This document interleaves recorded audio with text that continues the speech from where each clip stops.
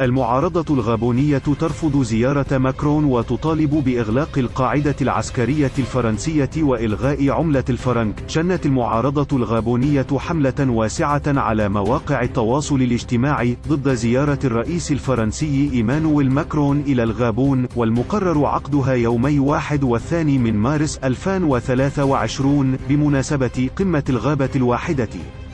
ووفق الحملة المتواصلة بشكل واسع على مواقع التواصل الاجتماعي، فالمعارضة الغابونية ترفض بشكل قاطع حضور ماكرون للقمة المخصصة لقضايا الغابات. كما شددت المعارضة على إلغاء استخدام عملة فرنك الموروثة عن فرنسا، وكذلك فرض عدم تدخل باريس في الشؤون الداخلية للغابون.